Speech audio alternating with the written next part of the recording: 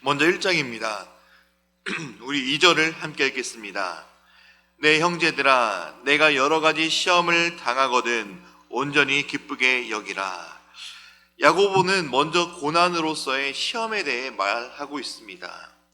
이것은 13절 이하에 나오는 욕심으로서의 시험과 구별된 시험입니다. 욕심으로 인한 시험은 죄의 유혹으로 시작된 것이지만 하나님의 시험은 우리를 믿음에 더 굳게 서기 위한 하나님의 섭리입니다.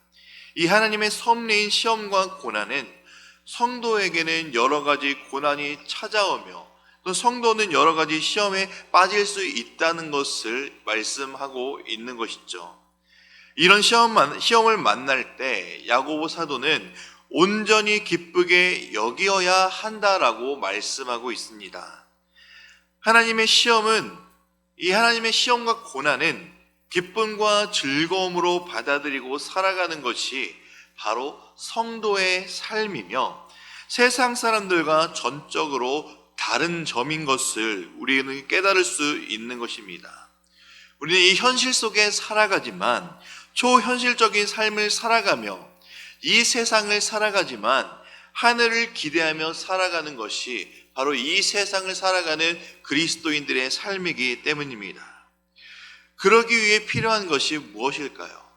이 세상을 살아나가는 우리들에게 필요한 것이 바로 5절에서 우리에게 말씀하시는 지혜입니다. 지혜가 부족하거든 후하게 주시는 하나님께 구하라 라고 말씀하시죠. 이 지혜는 바로 위로부터 난 지혜입니다. 위로부터 난 지혜를 하나님께 구할 때 우리는 우리에게 후히 주시는 하나님을 믿으며 구해야 합니다. 의심하지 않고 믿음으로 구할 때 우리에게 세상을 이기는 지혜, 세상을 담대하게 살아나갈 수 있는 힘인 지혜를 하나님께서 우리에게 후하게 주실 것이기 때문입니다. 2장입니다. 야고보서는 교리보다 성도들의 실제 삶을 어떻게 살아야 하는지에 대한 교훈을 많이 보여주는 장이 바로 2장입니다. 특별히 2장은 행함을 강조하는 장으로 믿음보다 행동하는 것을 강조하는 것을 보여주는데, 이것은 행동을 강조하는 것이 아니라 전제 조건인 우리에게 믿음이 있다면입니다. 우리에게 하나님을 향한 믿음, 예수 그리스도를 향한 믿음이 있다면, 하나님이 믿는 사람이라면 이렇게 살아가야 한다라는 것을 2장에서 우리에게 말씀해 주는 것입니다. 우리 2장 26절을 함께 읽도록 하겠습니다. 영혼 없는 몸이 죽은 것 같이 행함이 없는 믿음은 죽은 것이니라. 아멘. 믿는 사람이라면 믿음을 행동하게 된다는 것이 바로 이 26절의 말씀이기도 합니다. 영혼이 없는 몸이 아무런 쓸모없는 것처럼 우리에게 예수 그리스도의 믿음이 있다고 말만 하는 것이 아니라 예수님이 따라왔던 길을, 예수님의 가르치심을 행하지 않는다는 것은 우리의 믿음 역시 죽은 믿음이다라고 말씀하는 것이죠. 그렇기 때문에 우리의 믿음은 말로만 믿는다라고 하는 것이 아니라 우리의 삶으로 살아냄으로 말미암아 살아있는 믿음, 우리를 통해 역사하시는 하나님을 향한 살아있는 믿음, 행동하는 믿음이 우리에게 필요하다는 것입니다. 예수님을 닮아가는 삶, 그것이 행하는 믿음임을 기억하시기 바랍니다. 3장입니다. 3장은 1절에서 12절은 말에 대한 충고, 그리고 13절과 18절은 참된 지혜에 대한 주제가 나옵니다. 그러나 3장 대부분은 말의 부정적인 기능에 대한 충고가 기록되어 있습니다. 우리 5절과 6절을 함께 읽도록 하겠습니다. 이와 같이 혀도 작은 지체로 돼 큰 것을 자랑하도다. 보라, 얼마나 작은 불이 얼마나 많은 나무를 태우는가. 혀는 곧 불이요 불의의 세계라. 혀는 우리 지체 중에서 온몸을 더럽히고 삶의 수레바퀴를 불사르나니 그 사르는 것이 지옥불에서 나느니라. 아멘.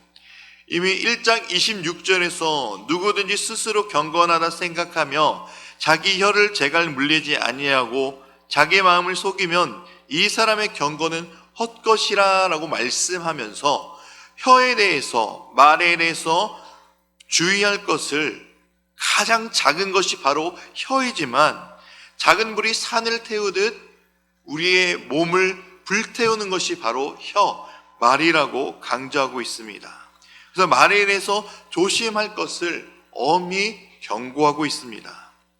3장의 결론 부분인 17절과 18절은 말을 조심하기 위해 위로부터 난 지혜가 어떤 것이지 말씀하고 있습니다.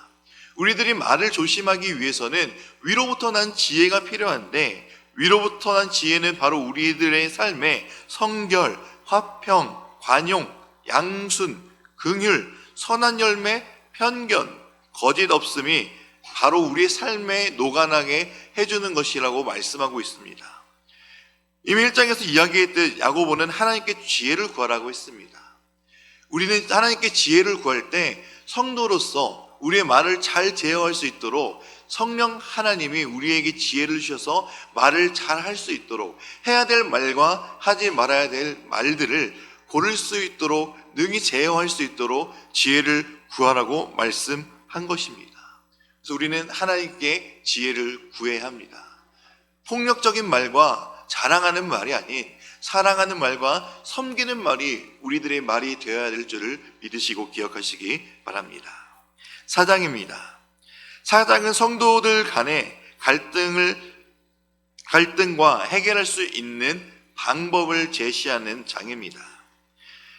야고보는 성도들 간의 싸움과 다툼의 원인을 바로 정욕으로부터 나오는 것이라고 말씀하고 있습니다. 결국 싸우고 다투는 것은 무엇인가를 얻고자 하는 정욕에서 나오는 것입니다. 이러한 싸움은 마귀의 유혹에 넘어간 것이라고 말씀하고 있죠.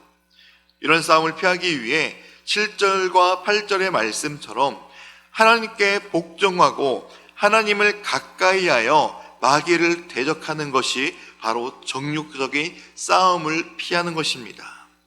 이것이 바로 성도 간의 갈등을 해결할 수 있는 방법입니다. 하나님을 가까이 하시고 마귀를 대적하는 삶이 되시기 바랍니다.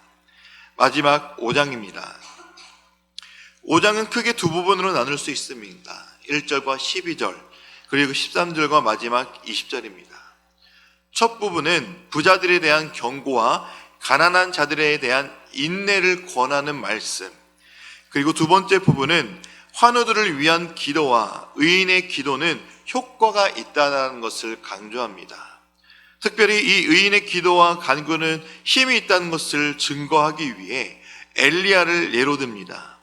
그리고 이 놀라운 선지자였던 엘리야도 특별한 사람이 아닌 우리와 같은 성정, 우리와 똑같은 사람이었음을 부각시키며, 이것은 우리도 기도한다면 엘리야가 기도했던 놀라운 일이 일어났던 것처럼 우리의 기도도 역시 하나님께서 들어주심으로 말미암아 놀라운 일을 일으켜 주실 분이 하나님이시라는 것을 강조하고 있다는 것입니다. 예수 그리스도를 믿는 믿음, 나를 위해 죽으시고 부활하신 그 믿음이 우리에게 있다면 우리는 예수 그리스도를 닮아가고 예수 그리스도를 따라가고 예수님께서 가르쳐 주신 것을 지켜 행하려고 살아가는 삶이 우리들의 삶인 것을 기억하시기 바랍니다. 믿음으로 우리가 이렇게 되었다면 우리는 죽은 믿음이 아닌 행하는 믿음, 살아있는 믿음을 살아가면서 우리의 안에 계신 하나님께 영광 올려드리는 삶이 되어야 되는 것을 기억하시며, 이것이 바로 성도의 삶인 것을 믿으시며 함께 야고보서 1장에서 5장 말씀을 경청하도록 하겠습니다. 주의 말씀은 내 발의 등이요 내 길의 빛이니이다. 아멘.